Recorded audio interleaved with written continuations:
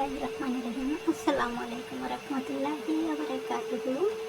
আজকে দুপুরে রান্নার জন্য একটু টুকিটাকি আপনাদের সাথে শেয়ার করতে যাচ্ছি। ছোট্ট একটি video clip. Please give subscribe, like, comment, you can share. দেখুন, বেবি চিকেন অ্যান্ড অল্প লাউ শাক। ওকে, লাউ শাকটা ভাগ্যের ব্যাপার, আলহামদুলিল্লাহ পাইলেই কিনে আনা হয়। এবং সাথে থাকছে অল্প ডাউল। দেখুন, মুসুরি ডাল। দেখতে থাকুন, সাথে থাকুন। ফিরে আসছি আবার প্রিপারেশনে। আপনারা সবাই রান্না করতে পারেন, তারপরও আমি জাস্ট একটু আপনাদের সাথে শেয়ার করলাম। আমি অলিভ অয়েল তেল দিয়ে মাংসটা রান্না করব। আমি এই তেলটা ব্যবহার করি সবসময়, আপনারা করতে পারেন। অল্প তেল দিয়েছি, এখন দিয়ে দেব কুচি করে রাখা পেঁয়াজ,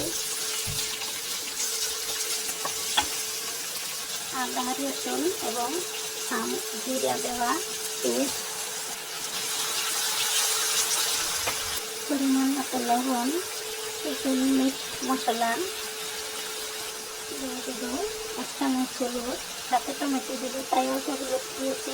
এবার দিয়ে দিব কেটে রাখা পাকা টমেটো কুচিগুলি, কাঁচামরিচ, সাথে আমি একটি শুকনো মরিচ দিয়েছি স্বাদ লাগা এবং গোস্তের পারফিউম বাড়ি দেওয়ার জন্য। এবার আমি মেরে করে ভালো মতো কষিয়ে মাংসটা অ্যাড করে দেব। যারা এখনও সাবস্ক্রাইব দিচ্ছি, সাবস্ক্রাইব দেননি, প্লিজ দিস সাবস্ক্রাইব, সাপোর্ট করুন, সাথে থাকুন। আল্লাহ আপনাকে উত্তম কাজে সাপোর্ট করবে।